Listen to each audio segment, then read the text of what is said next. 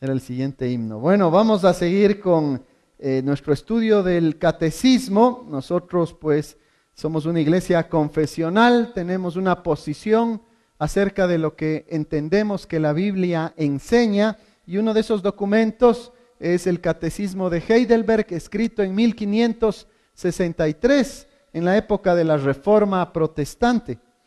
Y bueno, como siempre insistimos, la repetición pues es la madre del aprendizaje. Siempre decimos, 3 partes tiene el catecismo. La primera parte nos enseña nuestros pecados y miserias, cómo es que venimos al mundo en Adán y Eva. Nosotros somos pecadores, culpables, merecedores del juicio eterno. La segunda parte del catecismo nos habla de cómo huir de esa ira de Dios, del castigo eterno, temporal y eterno realmente. Y la respuesta es a través de la obra de Jesucristo. Cristo es el Salvador completo y perfecto. Nosotros no nos salvamos, no contribuimos con nuestra salvación, no hacemos absolutamente nada para salvarnos. Cristo es nuestro Salvador. ¿Y cómo lo hizo? Muriendo en la cruz del Calvario para pagar allí por nuestro pecado, siendo Él nuestro representante. Pero no solo la obra en la cruz es importante, es muy importante, pero no solamente ella, sino también su vida de justicia y perfecta. Mientras Él vivió, Él fue siempre justo. Y así como nuestro pecado fue imputado a Él y castigado en Él, su justicia es imputada a su pueblo, para que nosotros seamos entonces declarados justos. Yo soy justo frente a Dios. Por mis méritos no, por los méritos de Cristo. Y luego viene la tercera parte. ¿Cómo vive entonces el cristiano ahora que él siente este gozo de haber sido perdonado, de tener justicia? Y no la nuestra, sino la de Cristo, a través de la fe solamente. ¿Cómo vivimos? ¿Cómo vamos a caminar? El catecismo nos informa y nos dice, de acuerdo a la ley de Dios. Así le vas a dar gracias a Dios, viviendo de acuerdo a sus mandamientos. Y bueno, hemos estado estudiando todos los mandamientos, ya casi terminamos. Hoy vamos a ver el 9. Entonces, para saber cuál es este, les invito a Éxodo 20. Rápidamente en Éxodo 20 está el 9 mandamiento, en el versículo 16. ¿Cuál es el 9 mandamiento? No hablarás contra tu prójimo falso testimonio. Otra vez, no hablarás contra tu prójimo falso testimonio. Y entonces, bueno, aquí en la ley, en Éxodo 20, tenemos nosotros este mandamiento cortito, poquitas palabras, ¿no? ¿Cuántas son? 1, 2, 3, 4, 5, 6, 7 palabras nada más. Si fuésemos supersticiosos, ¿no? 7 palabras, pero no lo somos. Sin embargo, tienen una explicación muchísimo más amplia a lo largo de toda la Biblia. Cuando la Biblia dice no levantarás falso testimonio contra tu prójimo, quiere decir muchísimo más de lo que a veces nosotros pensamos. Y el catecismo, tomando entonces esa información de toda la Biblia, nos ayuda a entenderlo mejor. El catecismo es una herramienta que nos lleva a la Biblia precisamente para entender mejor los mandamientos, en este caso del Señor. Y eso es lo que vamos a estudiar ahora. Dice así, voy a leer desde acá entonces, el domingo 43, ¿verdad? Domingo 43, dice así. Y vamos a leer todos los versículos que nos informan acerca de lo que vamos a leer. ¿Qué se pide en el 9 mandamiento? Respuesta. Vamos a ver igual 7 puntos. Que no levante falsos testimonios contra nadie. Que no interprete mal las palabras de los demás. Que no sea ni detractor ni calumniador. Que no ayude a condenar a nadie temerariamente y sin haberle escuchado. Que huya de toda clase de mentira y engaño como obras propias del diablo, si no quiero provocar contra mí la gravísima ira de Dios. que en los juicios, como en cualquier otra ocasión, ame la verdad, la anuncie y la confiese sinceramente. Y por último, que procure con todas mis fuerzas, escuchen esto, y por último, que procure con todas mis fuerzas defender la honra y reputación de mi prójimo. Vamos a hacer una oración. Padre Celestial, te damos las gracias por la ley que tú has dado a tu pueblo. Señor, que en primer lugar nos sirve para darnos cuenta de que somos pecadores y necesitamos arrepentirnos y necesitamos estar siempre en unión con nuestro Salvador Jesucristo. Pero que también nos informas de la manera en que ahora vivimos y damos fruto agradable a tus ojos, Señor. Cómo nosotros te mostramos sacrificio de alabanza. Padre, bendícenos mientras estudiamos este mandamiento y ayúdanos, Señor, a defender siempre la verdad. En el nombre de Jesús. Amén. Entonces les anticipaba, hay 7 cosas que aquí el catecismo nos ayuda a entender, todas ligadas directamente a este mandamiento de no levantarás falso testimonio contra tu prójimo. Pero antes de entrar a ese detalle, ¿en qué contexto está dado este mandamiento cuando dice, pudo haber dicho no mentirás, ¿no? Directamente, pero no dice eso. No levantarás falso testimonio contra tu prójimo. ¿A qué les llama esto? ¿A qué se les ocurre? ¿Qué se viene a la mente cuando oímos estas palabras? Y la forma en que están dichas. ¿Nos recuerda a qué? A un juicio, a un tribunal, a la cuestión que hace un testigo cuando está en un juicio. Cuando uno está dando un testimonio en un juicio. Esto era tremendamente complicado y es hasta ahora tremendamente, deberíamos verle con ese mismo grado de complejidad y de importancia, la cuestión de dar un testimonio fiel. Cuando, por ejemplo, estamos en un tribunal y alguien nos pide que demos nuestro testimonio. Señor, ¿usted qué sabe de esta cuestión que ha sucedido? ¿Por qué? Porque en esa época, ahora pues lamentablemente la justicia y las leyes están unas bien, muchas otras pues pervertidas, porque en lugar de hacer justicia y defender al bueno, defienden al malo, como hemos visto ya muchos ejemplos en nuestro país y últimamente sobre todo. Pero en la sociedad israelita, cuando había por ejemplo la pena de muerte, si es que yo mentía, o cualquiera que estaba ahí dando su confesión mentía, el resultado podía ser incluso la muerte de otra persona. Lo que estaba en juego era gravísimo y debería ser así realmente. La vida de otra persona está en juego. Y bueno, no solamente eso, si lo trasladamos a nuestros días, bueno, es tal vez no la vida directamente, pero sí un montón de condiciones. Una persona puede ir a la cárcel por una cuestión falsa, una persona puede, por un testimonio falso, ¿no? Una persona puede ser perjudicada en su patrimonio, en su honor, su nombre, y un montón de otras cosas por un testimonio falso. Y obviamente a nosotros como cristianos eso nos debe importar mucho. Primero personalmente, y luego pues obviamente en toda la esfera cultural, en todo nuestro país, nos debe preocupar eso también. Lo que nosotros tenemos es ¿qué cosa al final del día? El tipo de jueces que tenemos, buenos o malos, son un reflejo ¿de qué? De lo que es la gente, de lo que somos la gente. Por eso alguien dijo alguna vez, nosotros tenemos los representantes y gobernadores que merecemos. Y muchas veces son juicio también de Dios, porque nos alejamos de Dios, nos alejamos de su palabra, nos alejamos de su ley, y Dios entonces dice, ¿quieren caminar así? Pues muy bien. Van a ver los resultados entonces de abandonar la verdad.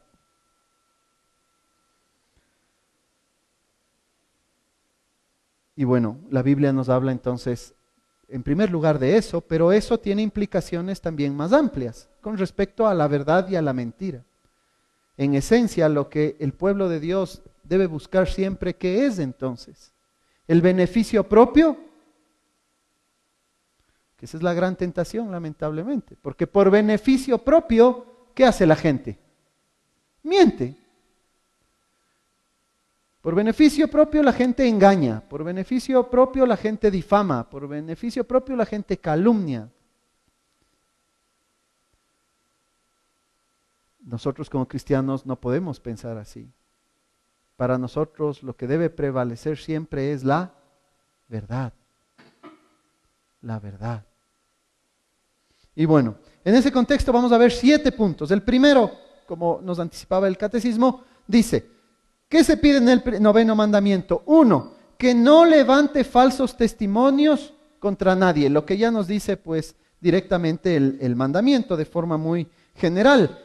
No es el único lugar en donde la Biblia habla en estos términos. Proverbios 19:5 dice, por ejemplo, el testigo falso no quedará sin castigo, dice Dios.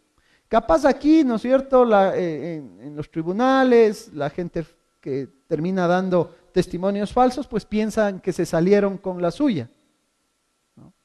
Pero no con Dios. El testigo falso no quedará sin castigo, dice Proverbios 19:5. Y el que habla mentiras no escapará. Proverbios 19:9 dice algo parecido. El testigo falso no quedará sin castigo, repite prácticamente lo mismo, y el que habla mentiras perecerá. Tenemos que tener temor como pueblo de Dios del engaño y de la mentira y de dar un falso testimonio. No existe ningún tipo de motivo por el cual nosotros podríamos hacer algo así. Proverbios 21:28, el testigo mentiroso perecerá, mas el hombre que oye permanecerá en su dicho. Fíjense las graves palabras de estos 3 proverbios que hemos leído. Proverbios 19:5, 19:9 y 21:28. Perecerá, perecerá y no escapará. Las consecuencias de la mentira y del engaño, de dar un falso testimonio, de no decir la verdad con respecto a eventos ocurridos, tiene consecuencias muy graves y debemos arrepentirnos de aquello. En segundo lugar, que no interprete mal las palabras de los demás. Muy importante esto. Y esto está ligado a lo anterior. Es decir, si una persona me dice algo, Dios nos está queriendo decir que es pecado el adelantarnos, ¿no es cierto?, y sacar conclusiones anticipadas sin que yo haya interpretado correctamente lo que la otra persona dijo. Y hermanos, ahorita en tiempo de elecciones, esto es pero como el pan de cada día. Oímos cualquier cosa o decimos cualquier cosa. Más bien, oímos algo, inmediatamente estamos interpretando las cosas. Desde nuestra perspectiva, desde nuestra conveniencia, desde nuestras convicciones. Y eso es un error. Nosotros debemos escuchar, interpretar y juzgar las cosas desde la perspectiva de la verdad. Lo que es cierto, lo que es falso, lo que está bien y lo que está mal, independientemente de quién sea mi candidato en el tema político o de cualquier otro tipo de circunstancia en la vida. Ya en temas más personales, usualmente, ¿qué es lo que queremos tener, ¿no? Y los que somos casados y que tenemos experiencia pues en el matrimonio, y empiezan a veces las discusiones de esposo o esposa, y a veces hasta familiarmente o entre cualquier otro tipo de personas. ¿Qué es lo que queremos tener? La razón. No importa lo que digan, no importa lo que sea, lo que ni oímos, no dejamos hablar, ¿no? La gente peleamos a grito pelado, no escuchamos siquiera ¿cómo vamos siquiera a interpretar las palabras de los otros? ¿Por qué? Porque ya tenemos en nuestra cabeza conclusiones listas. Esa no debe ser jamás nuestra actitud.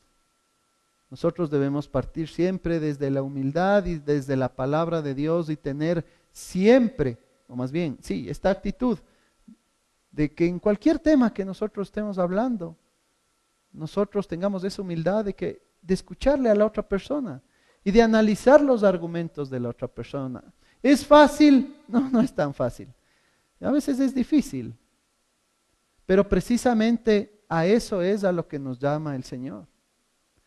A escuchar bien, a interpretar bien, a no dejarnos llevar por nuestras emociones o por nuestras convicciones en algún tipo de cosa, sino tener esa humildad también de ¿qué? De estar dispuesto a aprender de otras personas. Que a veces pensamos que pues lo sabemos todo y ni siquiera estamos dispuestos a escuchar nada. Peor a interpretar las cosas justamente. Al Señor no le gusta que nosotros torzamos la verdad. Nosotros necesitamos siempre estar abiertos a la verdad. En el Salmo 15, 1 al 3 dice: Jehová, ¿quién habitará en tu tabernáculo? Es decir, ¿quién estará contigo? ¿Quién va a estar en tu presencia? ¿Quién morará en tu santo monte? El que anda en integridad, el que anda en justicia. ¿Pero qué más? Y habla verdad en su corazón. El que no calumnia con su lengua, ni hace mal a su prójimo, ni admite reproche alguno contra su vecino. Si nosotros tenemos un compromiso primero con la verdad, realmente no importa lo que la otra persona nos diga en términos de sus opiniones. Vamos a escuchar y vamos entonces a aceptar o a rechazar. ¿Estoy de acuerdo? No estoy de acuerdo. Gracias por esta conversación, ¿no? Podríamos tener en todo nivel, hermanos queridos, conversaciones mucho más amorosas. Debemos tener cuidado de no calumniar y de no hacer mal al prójimo, previamente interpretando las cosas a nuestro modo, sin que nosotros nos demos el tiempo incluso a decir, a ver, pero ¿qué quisiste decir con esto? El Salmo 50, 19, 20 también. Tu boca metías en mal y tu lengua componía engaño. Tomabas asiento y hablabas contra tu hermano, contra el hijo de tu madre ponías infamia. Tiene que ver con toda esta conducta relacionada con torcer la verdad, hablar mal de otras personas sin que nos conste, de lo cual ya vamos a hablar un poco más. O de transmitir también palabras engañosas. Malinterpretamos lo que una persona dice y luego cogemos y nos volvemos pues comunicadores de falsedades a otras personas. Y bueno, sabemos, ya no tenemos que insistir, ahora hay un medio potentísimo para hacer eso, estas redes sociales, pues que si nosotros no les damos un buen uso,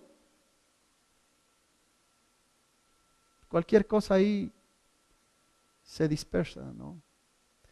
Y en segundo lugar, si nosotros no somos lo suficientemente críticos de las cosas que vemos, vamos a tener problemas. Hay gente, aunque esto suene un tanto ingenuo, pero hay gente que lo que lee allí, si le salió en Facebook, eso es verdad. ¿Por qué? Porque nosotros pensamos, sobre todo los que ya estamos más grandes, ¿no? Los que somos de la leva del, ¿qué diríamos? Pues del 77 para arriba. Antes veíamos las noticias y las noticias eran para la gente, o sea, todo el mundo veía las noticias, 6, 7, 8 de la noche las noticias. Y uno confiaba que lo que le estaban diciendo ahí era la verdad. Se pensaba al menos en general, ¿no? La idea había de que te estaban informando lo que sucedía. Y había esa confianza. No había esta idea de, ¿será mentira lo que me están diciendo? No había eso. Y mucha gente, pues criada de esa manera, se acerca ahora a las redes sociales y ven cualquier cosa allí y creen que eso es cierto. No, no es así. Las redes sociales uno puede poner literalmente lo que le da la gana.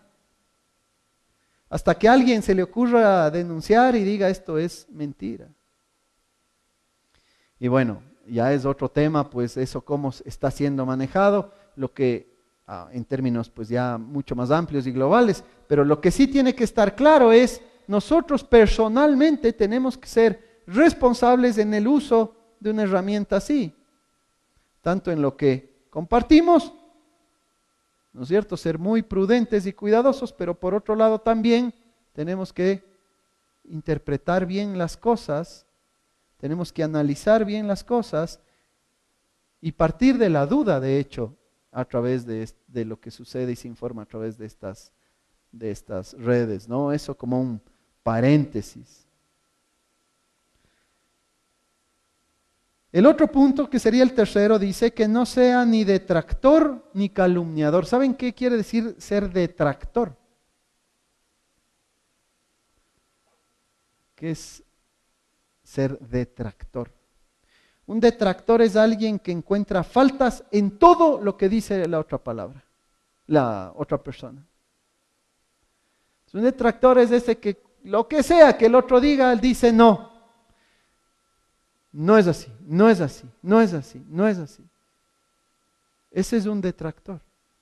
Alguien que no está dispuesto siquiera ni a escuchar, sino que en quiteño diríamos, es el que siempre lleva la contraria.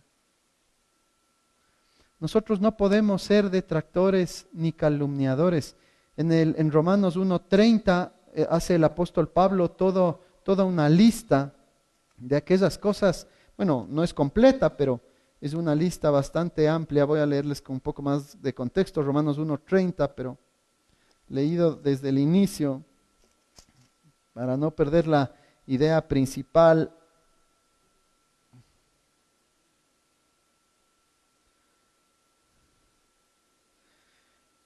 Está hablando de aquellos, es largo, esto inicia en el versículo 18 realmente.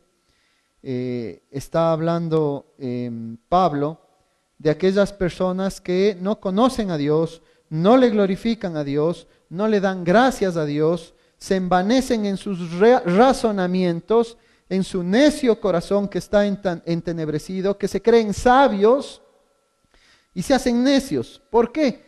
Porque cambiaron la gloria, dice, de Dios. Ellos no adoran a Dios, Dios no es el fundamento de sus vidas, no es lo más importante, sino ellos mismos o cualquier otra cosa, y cambian la gloria de Dios, del Dios incorruptible en semejanza de imagen de hombre, o incluso de animales. Es decir, la idolatría tiene un problema. Cuando yo no adoro a Dios, mi mente también tiene un efecto, mi mente también empieza a pensar de una manera oscura, y entonces yo también empiezo a actuar de formas oscuras. Ese es el gran contexto. Y dice, y como ellos, en el 28, y como ellos no aprobaron tener en cuenta a Dios, viene de ahí, yo no tengo en cuenta a Dios, Dios los entregó a una mente reprobada para hacer cosas que no convienen. Es lo que les decía antes, ¿se acuerdan? Si nosotros nos endurecemos en nuestro pecado, el Señor dice, bueno, ¿así quieres vivir? Bueno. Y vas a ver las consecuencias de vivir así. ¿Quieres negarme a mí? ¿No quieres someterte a mí? ¿Quieres hacer lo que tú quieres? Muy bien. Así te va a ir. Estando atestados de toda injusticia, fornicación, perversidad, avaricia, maldad, llenos de envidia, homicidios, contiendas, engaños, malignidades, murmuradores, detractores,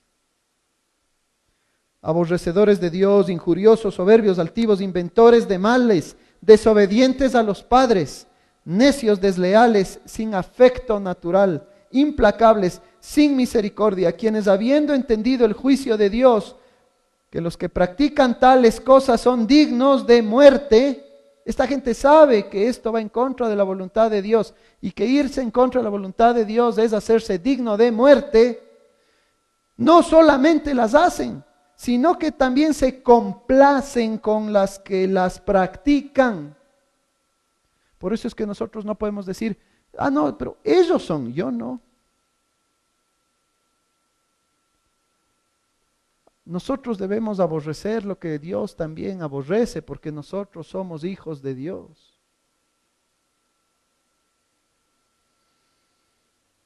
Obviamente respetamos a la gente y la gente es responsable de sus obras, pero no podemos apoyar y lavarnos las manos en cuestiones éticas y simplemente decir, allá, yo no tengo nada que ver. Pero bueno, nos estamos yendo al punto. No podemos ser detractores ni calumniadores.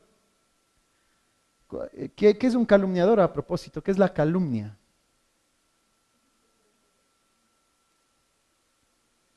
Está buena esa N95, no oí nada. No pasó nada de aire. Un calumniador o una calumnia es más bien una calumnia es la imputación falsa de un delito o de una falta a sabiendas de que esa persona es inocente. Es decir, esa persona es culpable cuando no lo es. Nosotros no podemos aceptar eso, no podemos ser nosotros eso y tampoco podemos aceptar ese tipo de actitud. 4. Que no ayude a condenar a nadie, escuchen esto, que no ayude a condenar a nadie temerariamente sin haberle escuchado. Y en esto también nosotros creo que todos tenemos la tendencia a hacer eso. A sacar, está atado a lo que ya hablamos antes, pero la tendencia a sacar conclusiones inmediatamente. No, pero si yo ya sé. No, si es amigo del tal. Si es no sé qué cosa, no, pero si es de tal partido, si es de tal cosa, si viene de tal lugar, si es... Nosotros no podemos condenar a nadie temerariamente sin que nos conste, sin oír su versión de las cosas.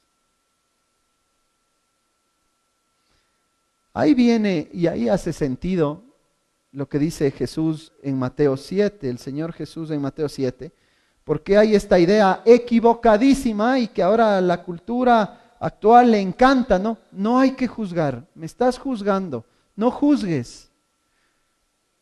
La Biblia dice que no hay que juzgar, no dice eso la Biblia. Y eso vamos a leer ahora.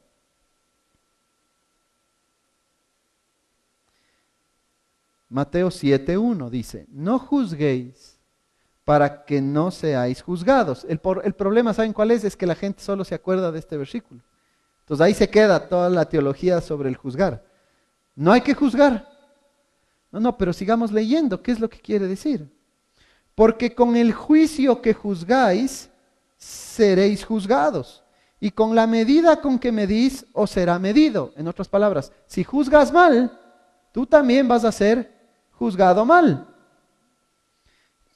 ¿Y por qué miras la paja que está en el ojo de tu hermano? O sea, te fijas en una pajita, no en una astillita, me parece el griego dice acá, y no echas de ver la viga que está en tu propio ojo. Es nuestra tendencia también, en la carne, a fijarnos en el error del hermano, de la hermana, cuando nosotros tenemos unos pecadotes inmensos en otras áreas de la vida quizás. La viga, ¿no? Causa impresión, ¿no? Nos fijamos en una pajita cuando hay una viga, ¿no? Una viga de construcción, imagínense, en el ojo de uno. ¿Cómo dirás a tu hermano, déjame sacar la paja de tu ojo, y he aquí la viga en el ojo tuyo? Hipócrita. Eso es lo que está diciendo el Señor. Es una hipocresía juzgar mal. Cuidado con juzgar mal. Saca primero la viga de tu propio ojo. Y ahí miren lo que dice. Y entonces verás bien para sacar la paja del ojo de tu hermano. En otras palabras, ¿el problema es juzgar? No, el problema es juzgar mal. El problema es juzgar injustamente. Porque nosotros sí debemos ayudarle al hermano a sacarse la paja de su ojo. Es una bendición que un hermano venga con amor y le diga a alguien: hermano, yo creo que esto te puede ayudar. Tal vez esto que estás haciendo no es lo mejor para ti. Tal vez este camino que estés siguiendo no es el que Dios quiere para ti. Y realmente la madurez cristiana mucho se ve en eso. Y no solo en estar dispuesto a escuchar, sino en ir a un hermano maduro, a alguien de confianza y decir: hermano, ¿qué me aconsejas? ¿Cómo me ayudas en esto? Estoy luchando con esto. Porque somos finalmente todavía pecadores y necesitamos de la palabra de Dios y también del apoyo de la iglesia. No hacer eso, al contrario, es orgullo. No es bueno el no buscar ayuda. Así que la Biblia no enseña que no hay que juzgar.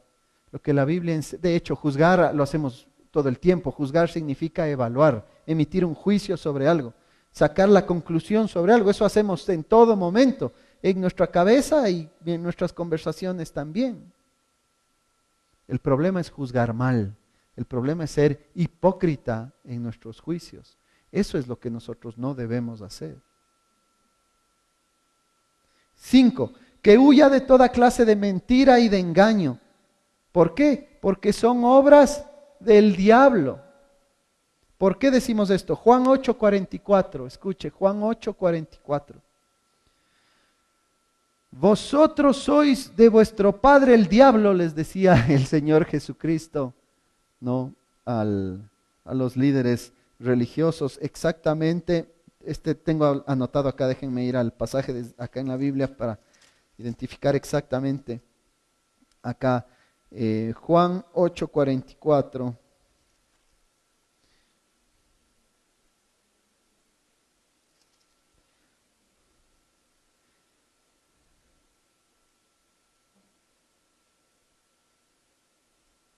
Está, bueno, dirigiéndose a los judíos, a los líderes religiosos, ¿no?, de la época.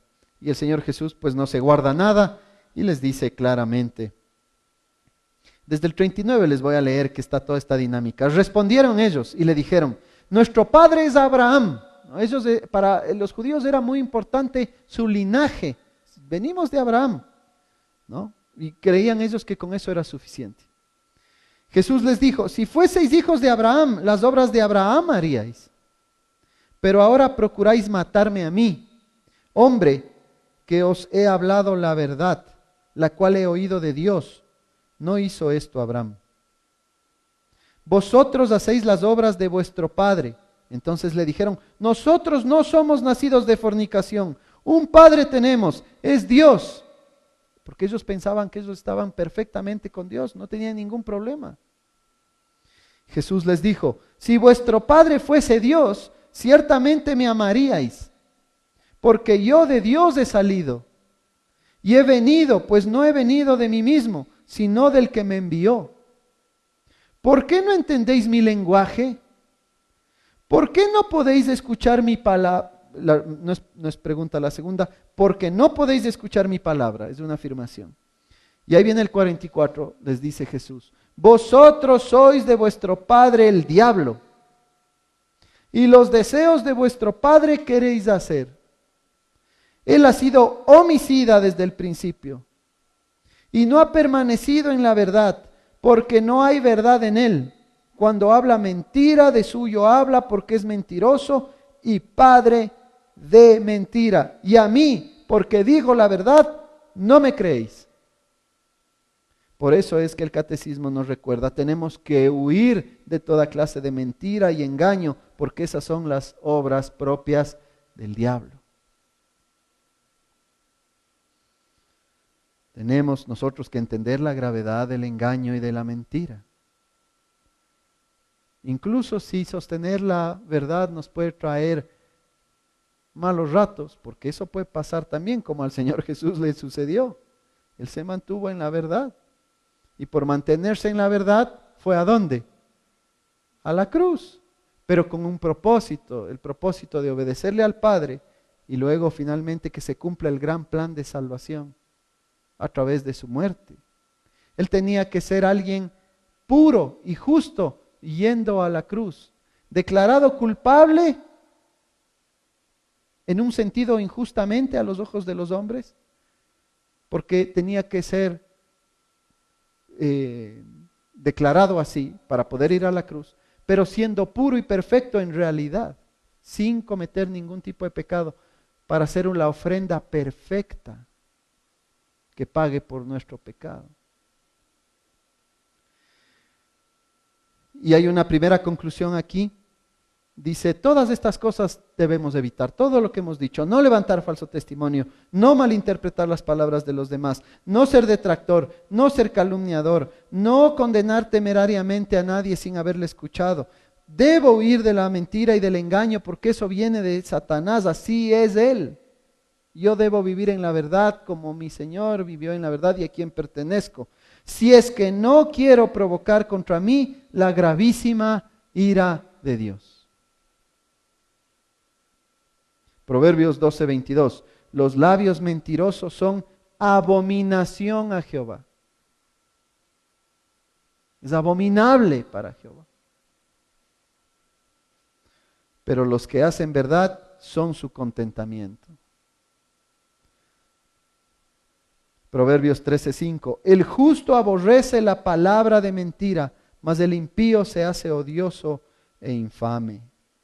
Hermanos, nosotros debemos buscar agradar a Dios, contentar a nuestro Dios, no de formas, no en términos salvíficos, porque la única obra que nos puede salvar es la de Jesús. Pero para vivir en esta relación de padre, hijo, de Dios, siervo, nosotros queremos agradarle y una forma de agradarle es a través de la verdad. Si queremos ofenderle, la mentira es lo que tenemos, lo cual es abominable a él porque la mentira es la esencia de lo que es Satanás, el enemigo de Dios. 2 puntos finales. ¿Qué otra cosa tenemos que hacer? Que en los juicios, como en cualquier ocasión, 3 cosas. Amemos la verdad. Escuchen esto. Que en los juicios, como en cualquier otra ocasión, yo ame la verdad. La anuncie y la confiese sinceramente. Vean, hermanos, si hay algo que yo he entendido en mi caminar cristiano es cuando yo llegué a Cristo, nosotros llegamos como familia, bueno, personalmente como familia, buscando solución a cosas, solución a problemas, tratando de arreglar cuestiones. Y tal vez la mayoría de nosotros hemos llegado así. Y el Señor tiene misericordia de nosotros y Él nos bendice. Pero Él en su sabiduría y en su misericordia de a poquito nos va mostrando más su carácter. Y nos va diciendo, sí, es verdad, tú necesitabas arreglar esto. Y para eso tienes que arrepentirte y confiar en Cristo, mi Hijo. Y nosotros vamos caminando. Pero de a poco vamos entendiendo mucho más, cosas mucho más amplias, ¿no? O profundas, relacionadas obviamente con eso. Y es que Jesús no solamente está para bendecirnos y sacarnos de nuestras dificultades, sino que empezamos a entender que Él es Dios. Y que como Dios, Él es verdad, Él es la verdad, Él es el camino, Él es la vida. Que su palabra y lo que está revelado aquí es la verdad. Y que todo lo que está en contra de lo que está revelado aquí es ¿qué? Mentira. Si nosotros no entendemos eso, si no hacemos esas reflexiones, nosotros vamos a caminar en la vida confundidos y aceptando otro tipo de cosas también. Y no entendiendo que la palabra es la verdad y que todo lo que va en contra de esta verdad es ofensivo a Dios, al Dios que nosotros decimos amar. El Dios que entregó su Hijo por nosotros. El que nos salva, nos gobierna y nos preserva y nos ha hecho promesas maravillosas, que nos sostiene. Él dice, esta es la verdad. Y todo lo que está fuera de esto es mentira. Y por lo tanto nosotros no solamente tenemos que amar esa verdad, sino que tenemos que anunciarla. En el evangelismo, por ejemplo, la verdad no es que nosotros vivimos para ser felices y que somos dueños de nuestras vidas. No, mentira, falso. El ser humano se destruye viviendo así.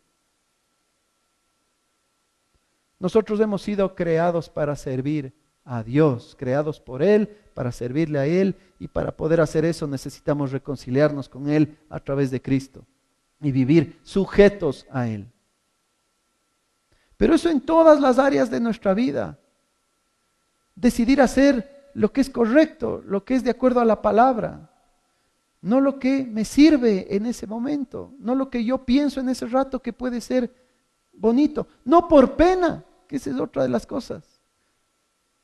Esto venía oyendo hoy en la mañana, mientras venía para acá, estaba escuchando una prédica.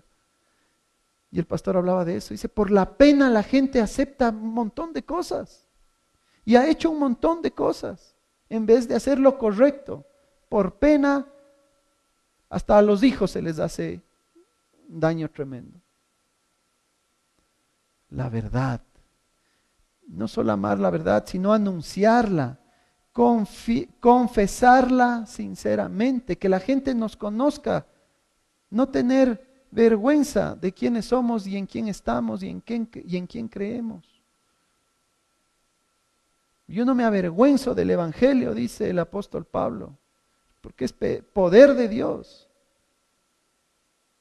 Es lo mejor que me ha podido pasar en la vida, dice él. Y más aún tener esta gracia de predicar la palabra de Dios. 1 Corintios 13, 4 al 6 dice, el amor es sufrido, es benigno. El amor no tiene envidia, el amor no es jactancioso, no se envanece, no hace nada indebido, no busca lo suyo, no se irrita, no guarda rencor, no se goza en la injusticia, mas se goza en la verdad. Se goza en la verdad. El amor se goza en la verdad, no se goza en hacer lo que la otra persona quiere, no se goza en simplemente sentirme bien, en la verdad. Efesios 4:25, por lo cual desechando la mentira, nos manda claramente la palabra, desechando la mentira, hablad verdad cada uno con su prójimo, porque somos miembros los unos de los otros. Esto en el contexto de la iglesia. Somos miembros, estamos unidos, pertenecemos a un solo cuerpo, al cuerpo de Cristo. No podemos mentirnos entre nosotros, engañarnos entre nosotros. Debemos amar la verdad, debemos anunciarla, debemos confesarla sinceramente y con valentía. Y por último, procuremos, hermanos, por lo tanto, a la luz de todo esto, procuremos con todas nuestras fuerzas defender la honra y la reputación de nuestro prójimo. A Dios le interesa, vamos otra vez al inicio. Si Dios dice, no levantarás falso testimonio contra una persona, ¿qué es lo que Él sí quiere? O más bien, antes, ¿qué es lo que le preocupa?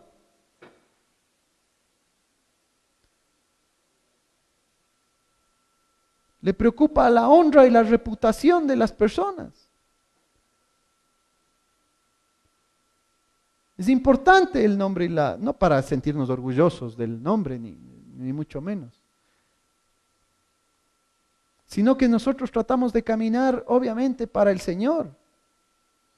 Y al Señor le interesa que nosotros entonces seamos justos con las personas y que defendamos la honra y la reputación de nuestro prójimo. Y por eso, hermanos, ahorita tenemos una semana súper complicada en el país. Lo que sea que usted vaya a hacer, primero que nada, comprométase con el Señor y con la verdad. Demos ejemplo a todo el mundo. Comprometámonos con todas nuestras fuerzas a defender la honra y la reputación de las personas. Porque aquí se ha generado la costumbre de acusar de un montón de cosas sin tener pruebas de nada. Y nosotros no podemos caer en ese error. Nosotros debemos defender siempre la verdad, como dice Primera de Pedro 4:8, ante todo, tened entre vosotros, y esto es lo que debemos mostrar, hermanos, ferviente amor, porque el amor cubrirá una multitud de pecados. ¿Amor en qué sentido? En el amor, como hemos visto en Primera de Corintios 13. El amor se goza en la verdad. Debe preocuparnos el nombre de otras personas, aun si son personas ajenas a nosotros, más aún si somos hermanos en Cristo, o familia, o cualquier tipo de gente con la que estemos cerca. Tenemos que comprometernos, hermanos queridos, con la verdad. Debemos ser ejemplo de esa verdad. Defendamos entonces la honra y reputación de todas las personas como una ofrenda agradecida a nuestro Dios y Salvador. Amén. Oremos. Padre amado, te damos las gracias y te pedimos perdón sobre todo porque somos culpables de hacer esto de una u otra forma. La verdad es que en la carne actuamos muchas veces, pensamos en diferentes motivaciones que tenemos, pero todas ellas centradas en nosotros mismos. Queremos tener la razón, queremos defender nuestras opiniones, queremos, Señor, controlar las cosas, salirnos con la nuestra, Señor. Perdónanos, llénanos de amor, Señor, de ese amor que quiere defender la verdad, de ese amor, Señor, que quiere agradecerte a ti, que quiere ser justo, que quiere evaluar y sacar conclusiones, es decir, juzgar y discernir correctamente, Señor, las cosas. Ayúdanos, Padre Celestial, a que el carácter de Cristo se vea en nosotros, siempre comprometidos con la misericordia, la justicia y la verdad. Padre amado, llénanos de tu Espíritu Santo, Señor, te pedimos en el nombre de Cristo nuestro Señor. Amén.